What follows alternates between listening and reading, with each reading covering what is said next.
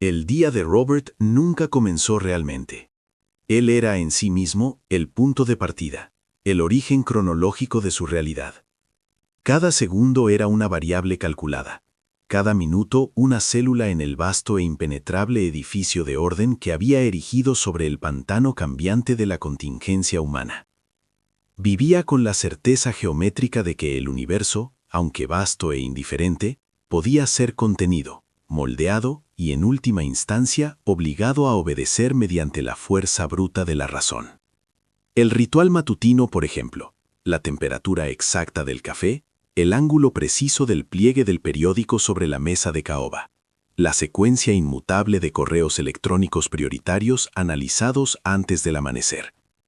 Nada se dejaba al azar, y este era su triunfo silencioso, la prueba irrefutable de su soberanía sobre el caos latente. Pero esa mañana, en la séptima y crucial taza de café, algo estalló. No fue un evento cataclísmico, ni la caída de un imperio ni un desplome bursátil, contra los que ya se había inmunizado con años de planificación. Era algo infinitamente más pequeño, infinitamente más inquietante. El reloj de péndulo, una reliquia familiar que marcaba el tiempo con una precisión que rivalizaba con la exactitud atómica. Robert había invertido una fortuna en su mantenimiento anual para garantizar dicha precisión. Llevaba exactamente 7 segundos de adelanto. 7.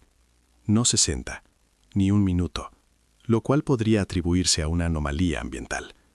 7 segundos. Una discrepancia demasiado pequeña para ser corregida con una intervención rudimentaria, y demasiado grande para ser ignorada por alguien cuya vida era sinónimo de métricas. El corazón de Robert dio un vuelco seco en su pecho, una disonancia interna que no había experimentado en años.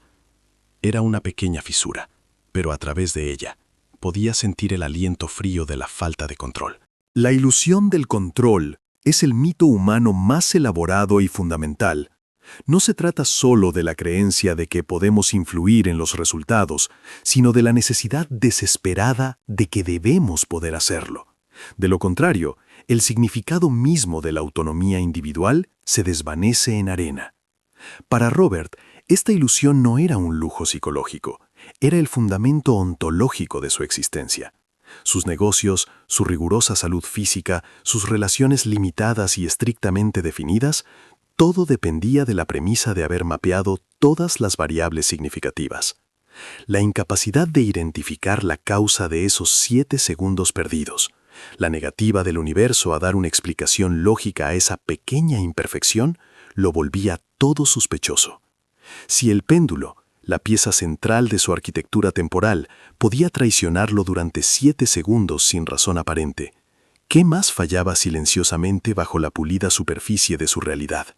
El control, se dio cuenta de repente mientras inspeccionaba la esfera de ébano, no residía en la posesión de la palanca, sino en la inquebrantable convicción de que la palanca existía y estaba al alcance. Robert había construido una vida donde la entropía era una palabra que solo existía en los libros de texto de física, nunca en su agenda. Su rutina era una fortaleza. Era un coloso de la industria logística, irónicamente especializado en optimizar las cadenas de suministros globales, transformando la caótica complejidad del transporte mundial en diagramas de flujo elegantemente predecibles. Manejaba a diario miles de millones de dólares y cientos de miles de empleados, y cada movimiento era rastreable, cada riesgo mitigable. Dormía 5 horas y 42 minutos cada noche, una optimización que le garantizaba un rendimiento cognitivo óptimo sin comprometer su longevidad. Su salud era monitoreada constantemente mediante biometría. Era la personificación de la tiranía de la previsibilidad. El escenario estaba preparado para el conflicto y la tensión no provenía de un rival externo ni de una crisis financiera, sino del interior del mismo sistema que veneraba. Durante meses, Robert se había dedicado a lo que sería su obra maestra, un algoritmo de inteligencia artificial diseñado para predecir y neutralizar eventos de cisne negro en mercados volátiles, basándose en microvariables atmosféricas, sociales y políticas que el análisis tradicional descartaba como ruido. El proyecto era complejo, el código un tapiz de lógica cuántica y probabilidad bayesiana, y se encontraba en su fase final de pruebas. El incidente comenzó con un simple informe, el tipo de error que un becario corregiría. Un lote de datos de prueba esencial para la calibración final se había corrompido. No fue un fallo de hardware ni un ciberataque detectable. El código de verificación, uno de los más robustos del mundo, indicó que los datos se habían desorganizado completamente, como si hubieran sido tocados por una aleatoriedad pura y malévola, una fuerza que burlaba la sintaxis. El archivo, en lugar de devolver un error estructural, se devolvió a sí mismo como una paradoja, válida, pero sin sentido. La reacción de Robert no fue de frustración, sino de furia intelectual. Su mente se negaba a aceptar la posibilidad de un error sin una causa identificable. No podía aceptar la idea de que el universo pudiera simplemente decidir no cooperar. Si no podía encontrar el origen del error, si no había un agente, humano o mecánico, responsable de la corrupción, entonces la propia estructura causal del universo estaba comprometida. Y si la causalidad era arbitraria, ¿qué era su capacidad de planificación sino una elaborada superstición? Inició una búsqueda obsesiva que consumió días y noches. El equipo de élite que trabajaba en el proyecto fue puesto bajo asedio, pero la investigación pronto se volvió singular. Robert contra el vacío. Profundizó en los registros del sistema, billones de entradas digitales, buscando el momento cero, ese instante donde el orden se rendía. Esto abrió el primer bucle en su mente. ¿Cuál es el verdadero objetivo de la búsqueda?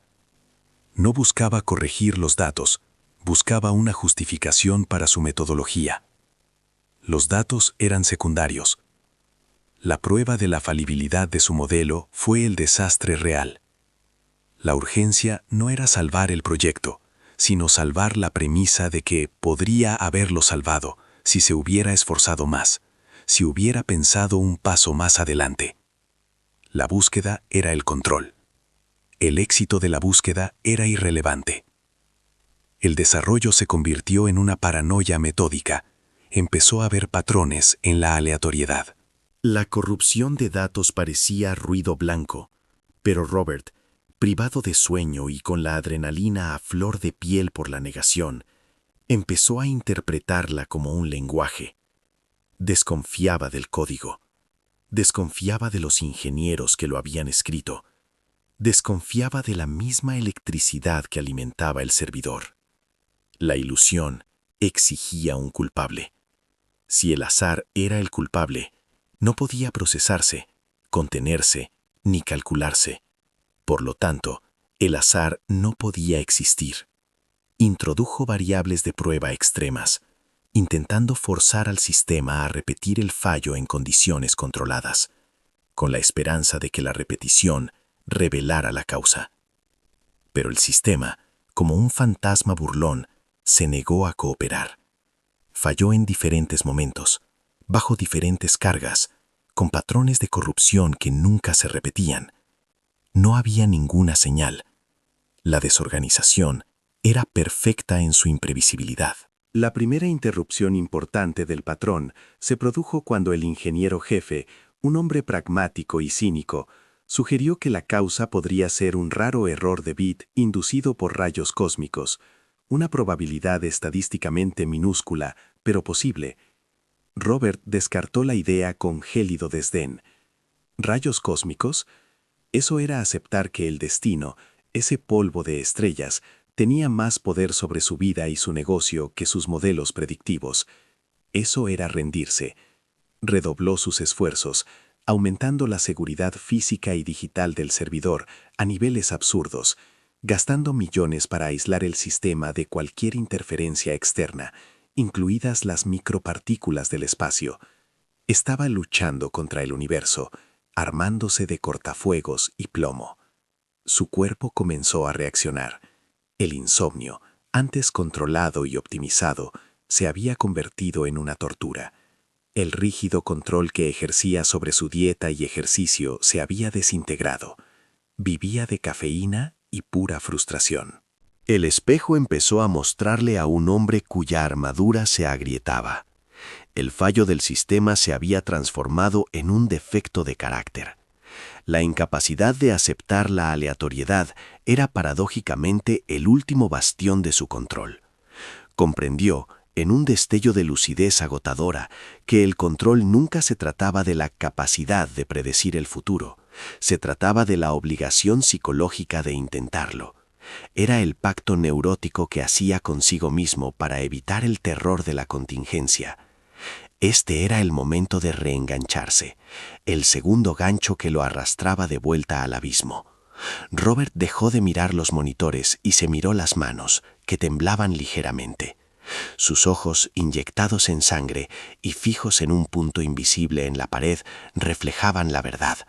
No buscaba la variable, buscaba una justificación para su propia identidad como controlador. El dolor que sentía no era el dolor de la pérdida de datos, sino el dolor de perderse a sí mismo. Se había definido por su capacidad de moldear el mundo a su voluntad. Sin esa habilidad, él era simplemente materia, sujeto a las mismas fuerzas caóticas que gobernaban el resto del universo. Recordó aquel reloj que llevaba 7 segundos de adelanto semanas atrás. Había convocado al maestro relojero más renombrado del continente, dedicando más tiempo y recursos a esta pequeña anomalía que a muchos de sus principales negocios. El relojero, tras una semana de análisis forense, negó con la cabeza. El mecanismo era impecable, la precisión perfecta.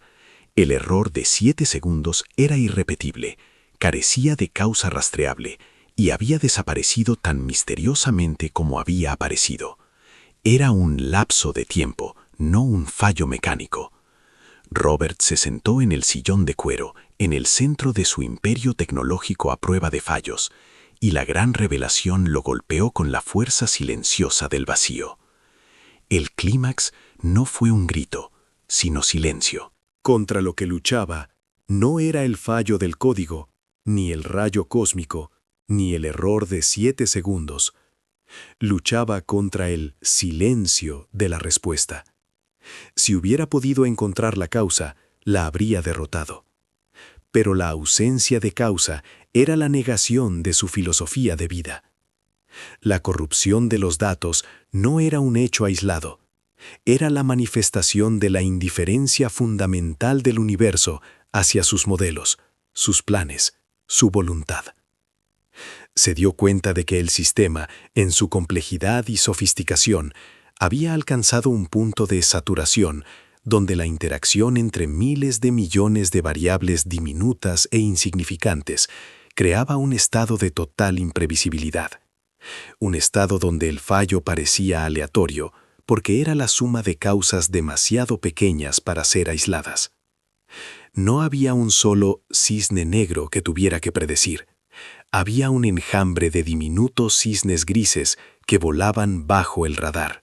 Él no era el amo del orden. Era simplemente un hombre sentado en el centro de un sistema que se comportaba de forma determinista, el 99,99% del tiempo. Pero reservaba el pequeño margen restante para el terror puro e irrestricto del azar. El círculo se había cerrado. Los 7 segundos perdidos en el reloj no eran una advertencia, sino una metáfora. La vida no te permite mapearlo todo. La ilusión de control es el esfuerzo mental necesario para convencerse de que los 7 segundos perdidos, los datos corruptos, la enfermedad repentina, no son la norma, sino la excepción. La ilusión permite vivir cómodamente, operando bajo la premisa fundamental de que el orden es la realidad y el caos es el invasor. Pero la verdad, Robert se dio cuenta, era la contraria. El caos era el sustrato, y el orden era el destello de luz frágil, temporal y desesperadamente mantenido, que los humanos proyectaban sobre él. se levantó de la silla, sintiéndose extrañamente ligero, liberado del peso de una responsabilidad que, de hecho, nunca fue suya. La necesidad de controlar era la mayor de las prisiones, y la aceptación de la falta de control era la primera y más amarga forma de libertad. El proyecto continuaría, pero Robert sabía que su relación con él había cambiado irreversiblemente. Ya no buscaba negar el azar, sino optimizar la resiliencia ante su inevitabilidad. La ilusión había quedado expuesta como un mecanismo de defensa, una fina manta contra el frío existencial. Ahora necesitaba decidir, reconstruir la cómoda mentira de la omnipotencia o aprender a moverse al filo de la navaja de la contingencia. Este es el punto de inflexión. Si alguna vez has sentido la punzada de pánico cuando un plan cuidadosamente elaborado se desmorona por un detalle trivial, si alguna vez has intentado forzar una solución a un problema que, en el fondo, sabes que no tiene solución, estás viviendo bajo la misma ilusión que mantuvo cautivo a Robert. Reconocer el poder de esta ilusión en tu propia vida es el primer paso para comprender cuánta energía gastas no en actuar, sino en negarlo. Piensa en la última vez que te sentiste perjudicado por la vida. ¿Fue el evento en sí lo que te molestó o fue el hecho de que demostró que no tenías el control? Nota importante, este contenido es educativo y no reemplaza la orientación ni el tratamiento profesional, pero restaura el control en momentos críticos. Un fuerte abrazo y hasta la próxima.